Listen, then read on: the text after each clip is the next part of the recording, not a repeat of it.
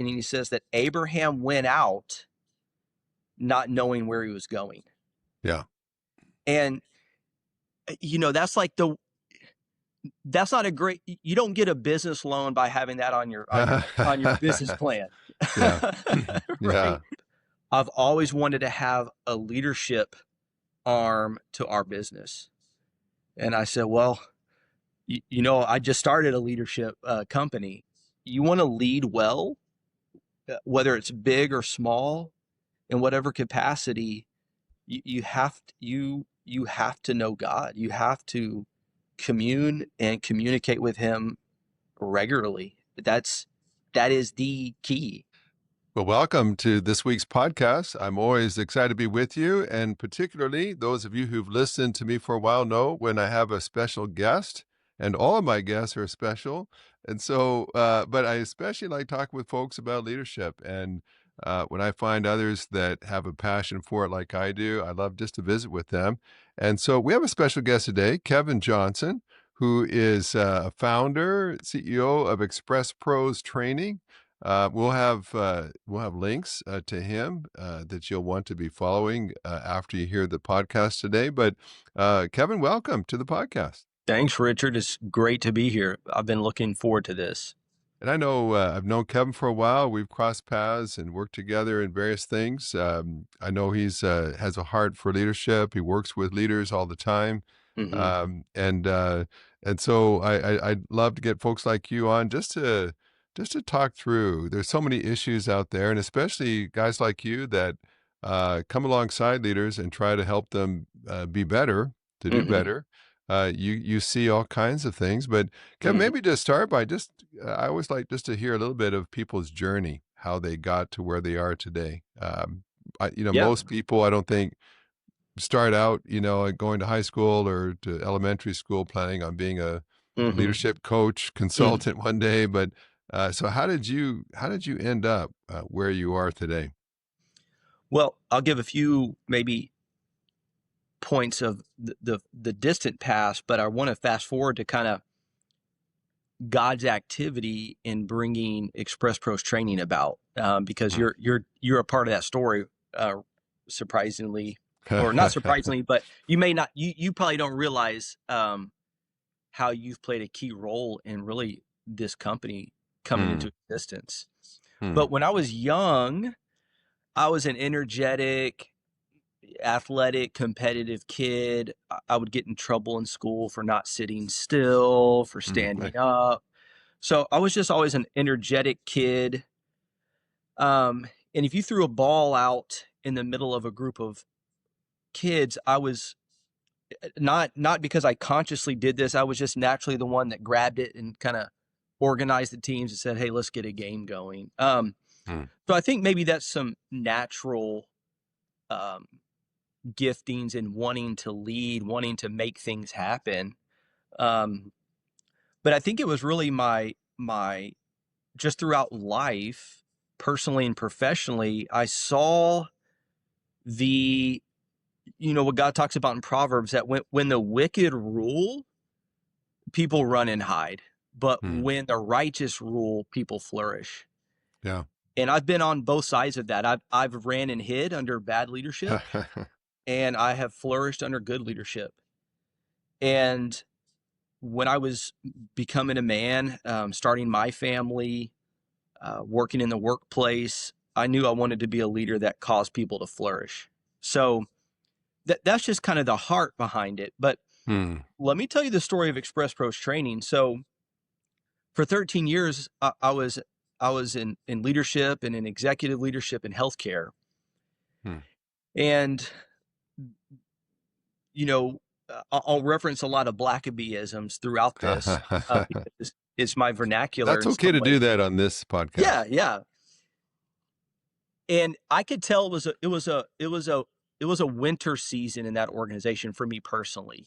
It was time to bring it to a close. There was nothing bad at all. It was just time that season of my life was coming to a close.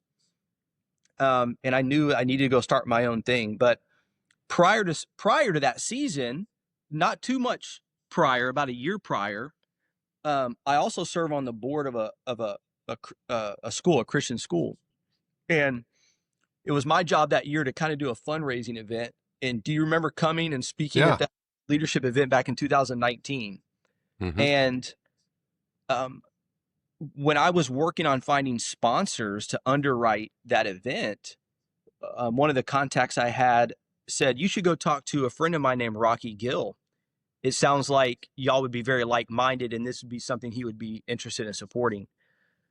So I reached out to him, told him what was happening, and he was a big fan of your dad's. Rocky's in his mid 60s, so he was coming of age when experiencing God was in its heyday. And Rocky became the chief sponsor of the event. Hmm. And Rocky runs about 7 different express employment professional franchises that does staffing and recruiting. And he's done that for about 30 years. He's built a phenomenal organization throughout greater East Texas. So I reached out to him, and he was the key sponsor. And Rocky and I became friends as a result of partnering together to help make that conference happen back in 2019. Hmm. So he and I would get together once a week, or not once a week, once a month, once every 2 months, and just talk about life, talk about God, talk about the workplace, talk about leadership. And okay, so parallel, the season is ending at my old organization. Through prayer, through friends, mentors, I decided to go into consulting. So I started my own consulting company on leadership and organizational development. Well, just a few months into doing my own thing, Rocky and I got together as we would do, and I told him what I was doing. And he said, "Kevin, for 30 years, we've helped people find talent to staff their organizations. But we know the key to retention and productivity and employee engagement is good leadership. I've always wanted to have a leadership arm to our business." And I said, "Well, I just started a leadership company." And so, long story short, he and I formed a partnership. I created a new company, which is now called Express Pros Training. And Hmm. I run that. He runs his staffing side. But it was it was doing what God asked me to do back in 2019 and doing this conference Hmm. that formed that relationship. Hmm. So tell me what kind of things would you do like in a normal week when you're doing your job and helping people with leadership? What kind of things might you do? Now, you're Yeah. saying? Yeah. Like what kind of work would you do during the week to help people? So it's really just meeting with leaders in their teams. Hmm. So the face-to-face work is working with leadership teams. Okay. Um, Go ahead.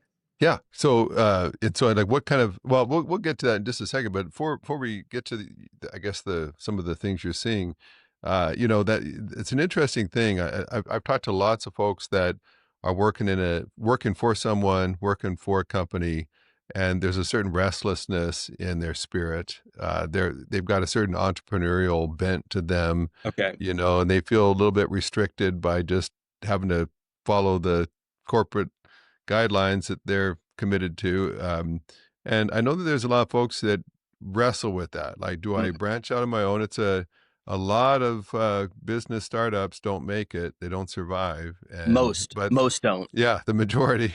Uh, but but there's something inside some folks that just feel that need. They're going to wonder the rest of their life if they don't try it. What might have been. And so, what would your advice be as far as that goes? Now, you kind of got started and then, ended up connecting with someone else and it probably didn't end up quite the way you'd initially envisioned, but probably wouldn't have happened if you hadn't taken that step and, done what you could and what you knew. Any advice just to people that maybe are in that place? It's not like they've been fired or let go. They have a job. They Right. could stay there. Uh, but if they stay there, they'll probably just keep on doing what they've always done. That's right. But when you're in charge, when it's your company, when you're the CEO, you have a little more freedom to do what you want to do, what you're passionate about. But of course, you got a lot of other uh, things that come with that as well. That's right. So, any advice you'd have Yeah. for folks? I'll tell you what it was for me, but this is not prescriptive by any means. In fact, it's almost I'm almost being negligible by sharing it because it's not. This is not advice. I want to share my what did it for me, but then I'll give some of my quote unquote advice. So we'll talk about this later, and this is the heart of Blackaby Ministries. But so it's kind of advice, but it's also my story here. Have you heard God say, "Step out"? At the end of the day, that's the question. Mm-hmm. And for me, it was yes, for sure. And Mm. um, whether we talk about some of our organizational principles or not, I don't know if you had a chance to look at those, but Mm-hmm. uh, there was this, when God speaks to us, he says it in various ways. But the beginning of this organization, this company, me stepping out, was in Hebrews 11. It just hit me clear as day, where God said, the author of Hebrews is talking, and he says that Abraham went out not knowing where he was going. Yeah. And, that's like that's not a great, you don't get a business loan by having that on your business plan. Yeah. Right. Yeah. So that's why um, we have to learn to hear God's voice in our lives. And there are real consequences when we act either Mm-hmm. way. Yeah. And so it's not something to trifle with, and it can be abused. Oh, I heard God, or God told me to. But when you're talking about, I mean, at the time, my children were 9 and 8. My wife doesn't work. Um, I made a good living, but I'm not independently wealthy by any means. Mm-hmm. Like by any means. Mm-hmm. It was a true risk, but I knew that I knew that I knew that I would be disobeying if I didn't step out, and I didn't have to have all the answers. Yeah. Um, and then, and God told Abraham, he said, when you get to the land, I'll let you know. Mm-hmm. And I was telling earlier here in the conversation, when Rocky and I were talking, and he said, Kevin, I've always wanted to have a leadership arm. It was like God whispered, and he said, this is the land. Huh. I didn't know I was looking for it. I didn't know this kind of an alliance would materialize. He just told me to start walking in this direction. Yeah. And that's how it materialized. Well, it's interesting too, and I've heard lots of people's stories, read lots of biographies, have my own experience, but so many times with leaders, they're making connections along the way. They're building bridges. Maybe they just serve on a project like you did to do a fundraiser.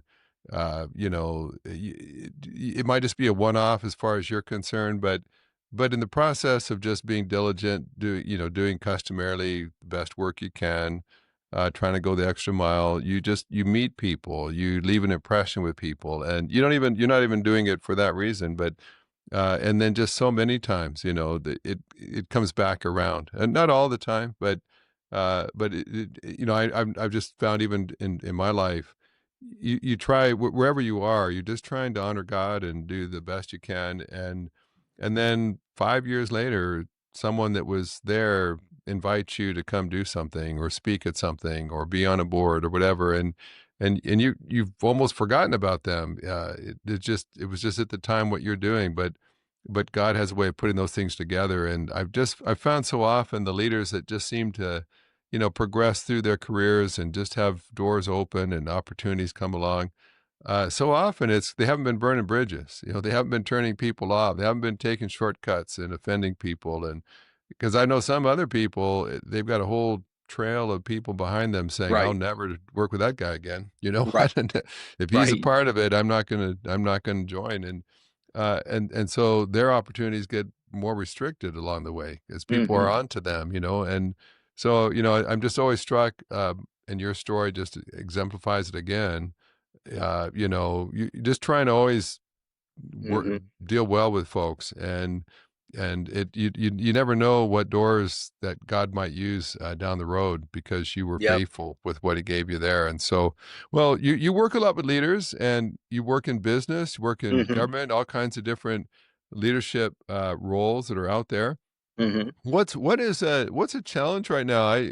There's so many things leaders have to face, but are there some issues perhaps that keep rearing their heads here of late as you work Hmm. with them that kind of Hmm. stands out to you, and especially in the day in which we live now? Hmm. Yeah, there are a few. One of the areas I've begun to do more and more work in is with city governments. Hmm. And by definition, city government, local government is bipartisan. Um, it's not it's not a member of a party. It's an executive managerial function to administrate the needs of the city. And nevertheless, the political environment is so toxic and so um, at war with one another that it does bleed over and spill Hmm. over into these local city governments that are, at the end of the day, they're trying to keep parks up and going. They're trying to keep um, stormwater drainage functioning well, so things like Central Texas doesn't happen. And so that's an area I see is the political intensity. It does impact areas that you wouldn't think it might. So Hmm. that's one. And I'll rattle through a few, and then if you want to Sure. jump into Sure. any, we can. Another one is the generational change that's taking place. That's a huge challenge for your your older Gen X and baby boomers that are in the twilight of their career, handing off to the younger millennial and Gen Z generations.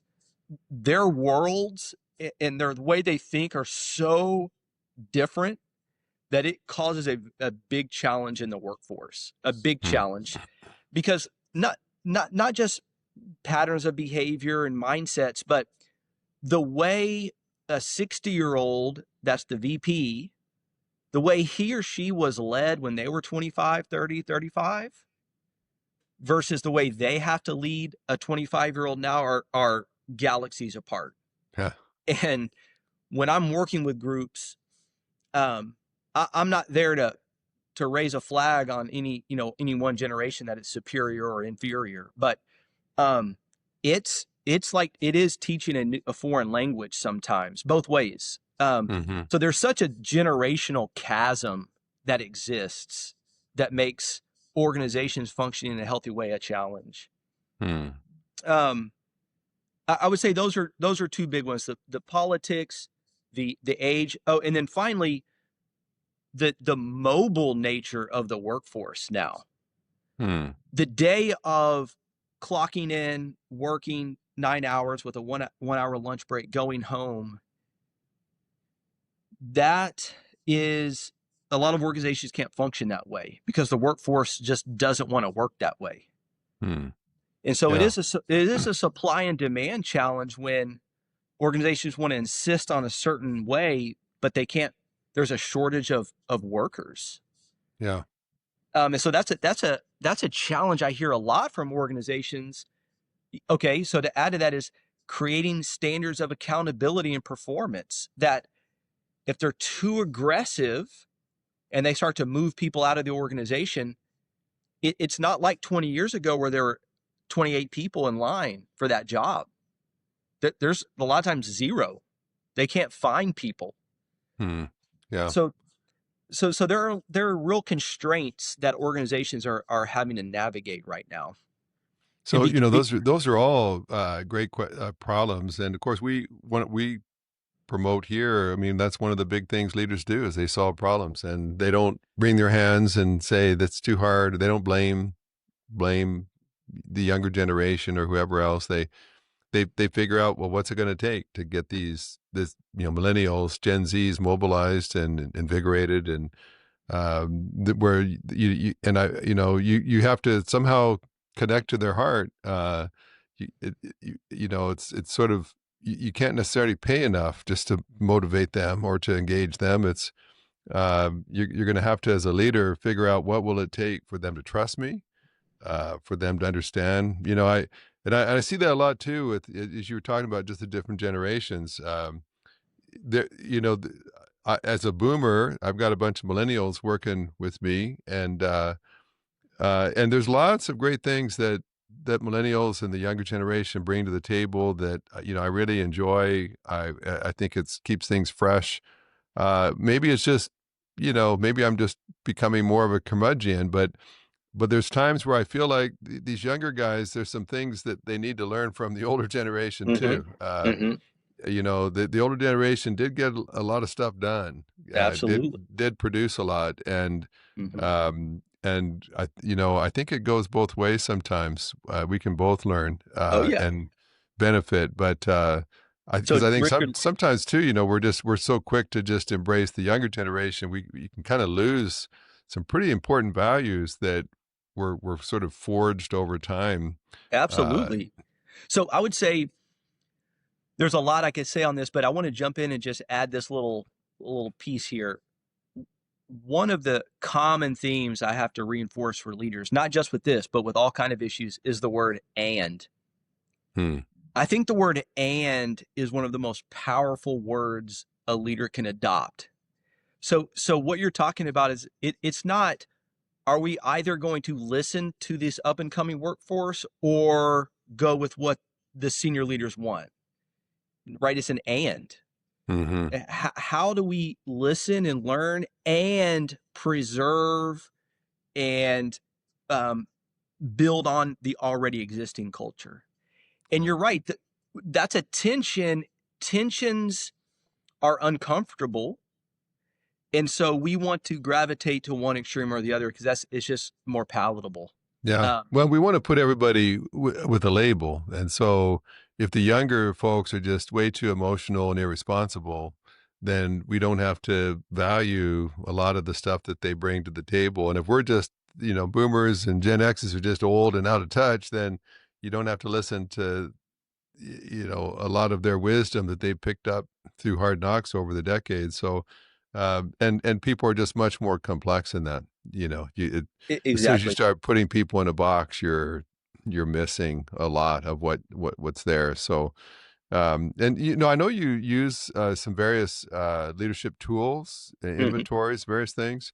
Hmm. Tell it, give us an example of one of the ones you use a lot that and how that's helpful. Because I know there's a lot out there these days, but are there some that you've used that you find very profitable when you're having people take certain Hmm.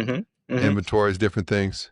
Yeah, I'll mention two. I'll emphasize the latter um, just because I'm most excited about it right at this moment. So, first, our behavioral assessment, we use one called OAD, which stands for Organization Analysis and Design. And it's not a mainstream like DISC or Myers Briggs that you can take for $10 on the internet or free. It's more nuanced, and that's why I really like it. It's very proprietary in its psychology and in the stats of how the graphs are made, but it can get very nuanced, and it does capture the complexity of a person, and that's very Hmm. important for me when I'm working on interpersonal skills and self-awareness.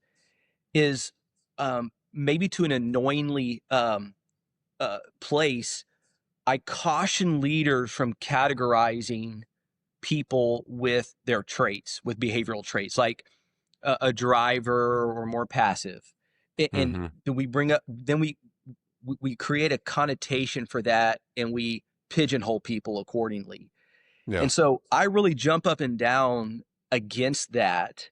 This tool helps bring out the nuance and complexity in people, Hmm. um, and in ourselves. So that's one. So it's a tool I probably use in some way, shape, or form with a client every week. Hmm. It's part of our. It's a very key piece of what we do when it comes to people development. So if you just like if you had like someone's leadership team all take that, Hmm. uh, How would you use that then? How would you sit down with them? Okay, you got 8 people on your team and you've all taken this test now.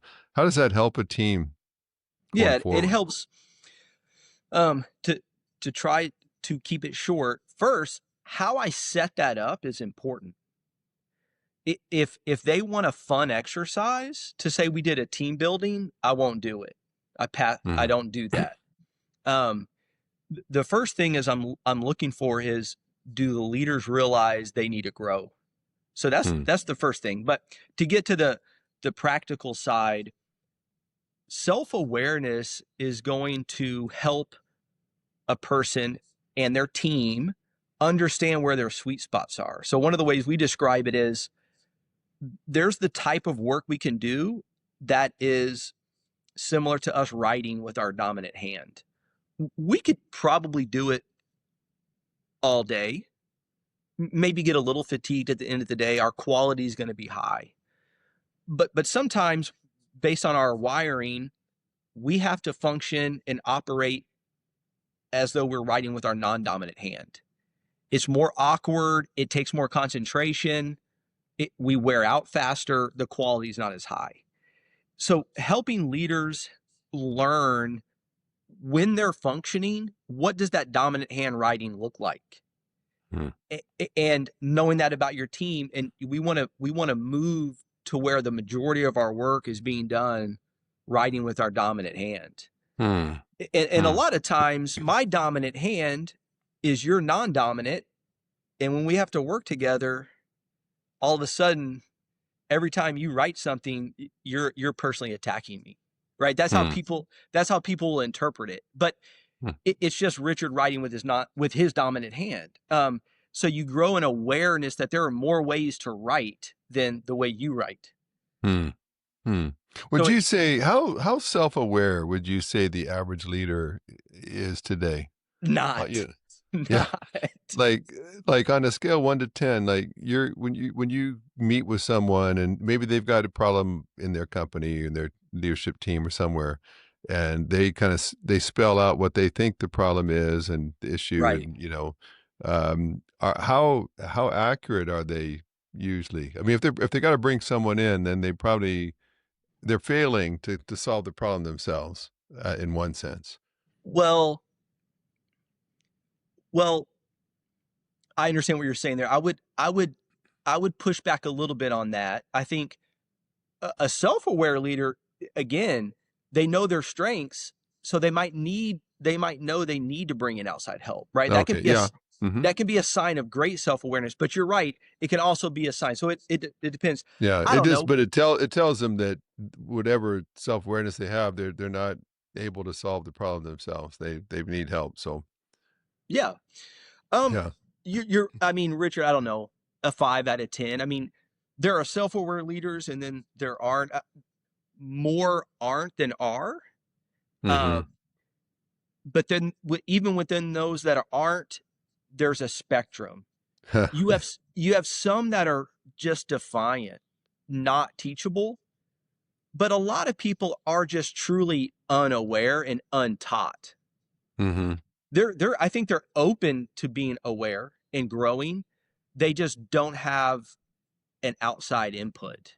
Yeah, and I think sometimes I see leaders for instance, they'll say, "Well, I'm very approachable." "I'm very Hmm. approachable," Hmm. and yet you survey all their staff, and it's like, "Oh no, I we all dread having to go in and tell him All right, something," so let me get to the second survey, which is an assessment, not a survey, assessment we created. Mm, Um, it's called the organizational pulse. And so I'll be working with a senior leadership group, and I'll say, "Tell me about the culture of your company. How is it doing?" And they're like, "Great, it's great. We have a strong culture." Then the next logical question is, "Okay, good. I'm glad. How do you know that?" Well, and they kind of look at each other, the highest paid, people in the company. They're like, "Well, we like working here, and we know Bob that likes working here." They have these few anecdotes, but they have 265 employees. What does employee number 189 think about the culture? That's that's going to be a more accurate insight into the culture of the organization than what the senior leaders are saying to one another. Hmm. So the organizational pulse looks at 4 areas of the organization, and it's anonymous, it's company wide, and it's going to give feedback on the nature of the company from the people side. And that's going to give a more objective view of how effective the leadership is shaping the culture. Hmm. Yeah. And I'm sure I haven't seen that one, but, I know that they become more sophisticated, because I do think it is helpful to hear down line, certainly to know what people on the shop floor and other places, what they feel. I in the past, and there was, and I know it's still used, but for a while there, the 360s Mm-hmm. were quite popular, and Mm-hmm. the one thing that I struggled with that was the kind of questions they would ask. Like it's one thing if you're on the shop floor to ask how you are communicated with, the things that affect you, that you actually experience. But I know at times, I was the president of a seminary, and they would be asking custodians what they thought about how I did my job, and it's like, well, they have no reference point how Right.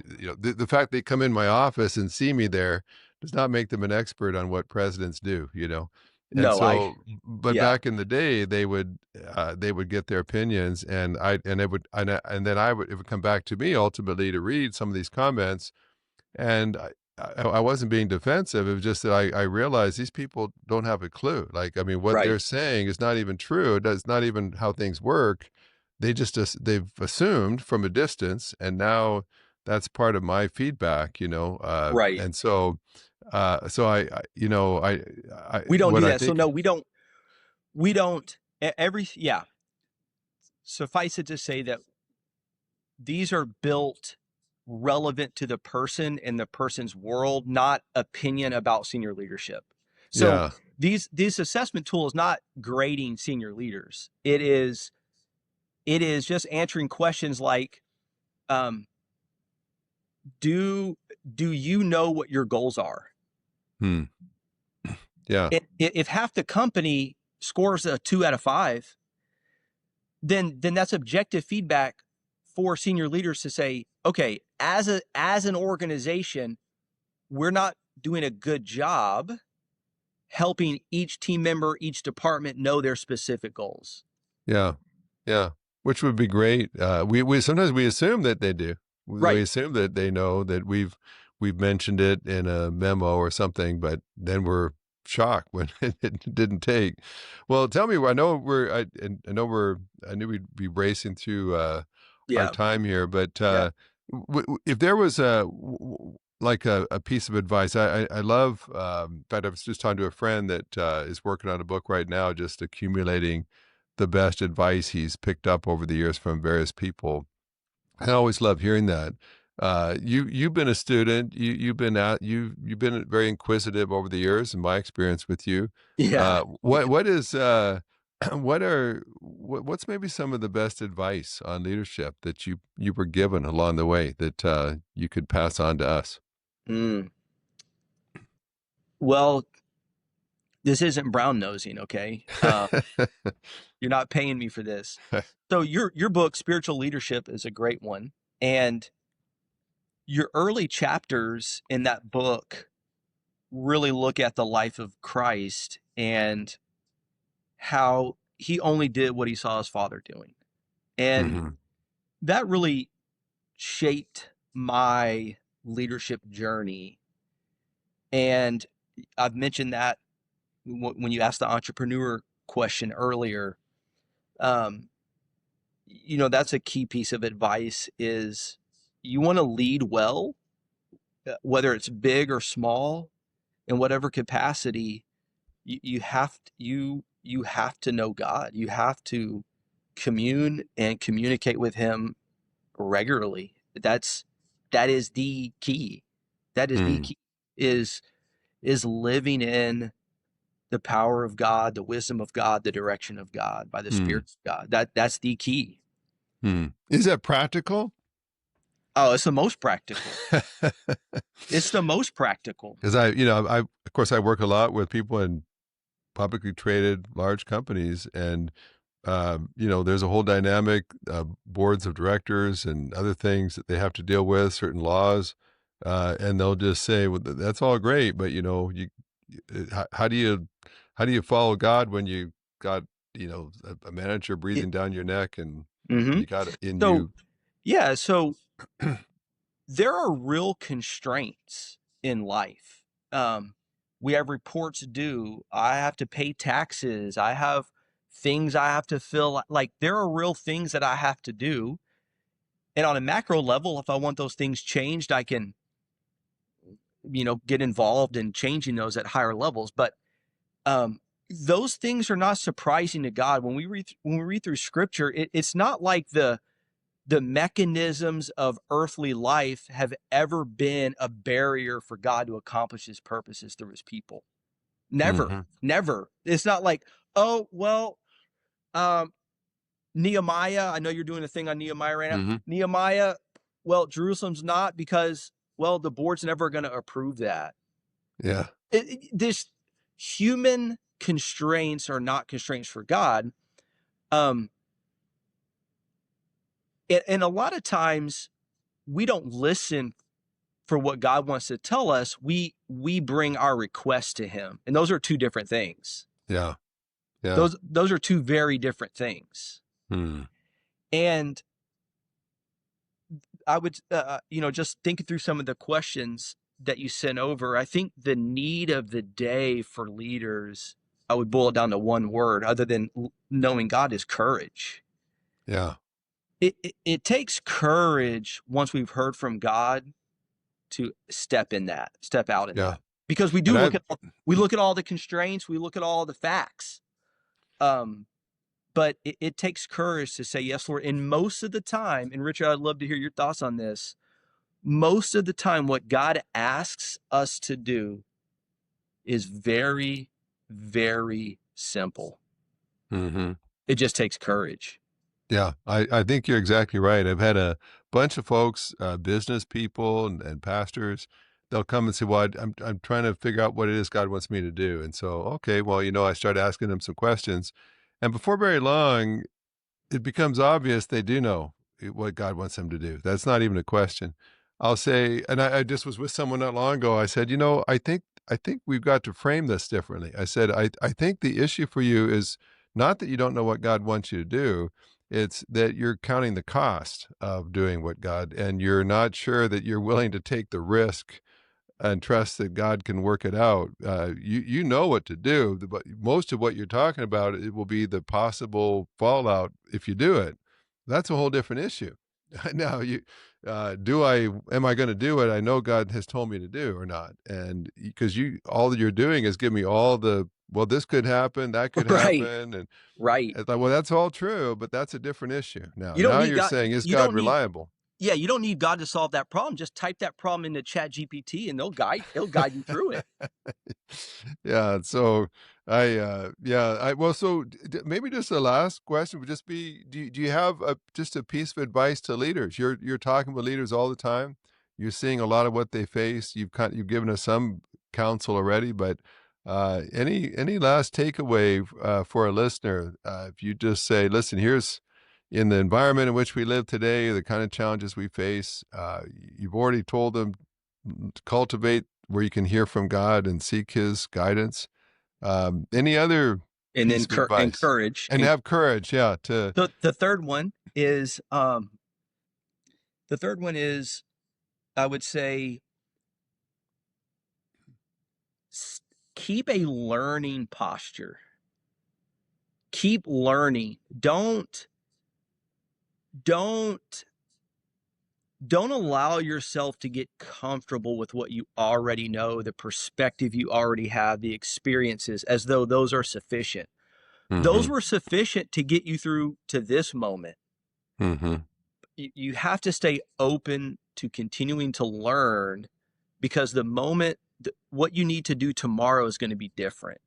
yeah, And if we continue just to copy paste, we stagnate and put a ceiling on our performance and effectiveness. yeah, and I would say, Kevin, just, I think the first time I met you, I was speaking in Louisiana, and you had driven back over from Tyler, Texas, I think was where you're living then already, Hmm. just to attend. And my first impression with you was you always had some questions, and Yeah. you were polite enough about it, but it was like, Richard, if you could, I've got these questions. How much time do you have? And but people like you, people with that kind of posture, I think most leaders are happy to answer and to dialogue with them. And so I've always appreciated folks like that. I've tried to be that kind of person that when I get around certain people, I could either do a lot of the talking or I could do a lot of the asking and learn a lot more. And so, yeah, we often just say learning is kind of a leader's superpower. Hmm. You're more than likely you're going to face a problem that's you've never faced before and you don't know what to do about.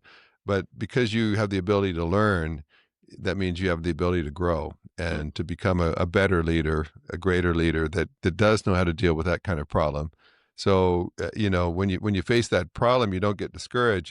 You hunker down and you start learning. You start Hmm. asking and seeking, in most cases, there are answers out there if you're willing to keep learning and Hmm. not assuming that you know. So, well, I think I mentioned Kevin is based in Tyler, Texas. Great city, great area. Hmm. I was just telling Kevin offline, I'll be headed there not long from now. Hmm.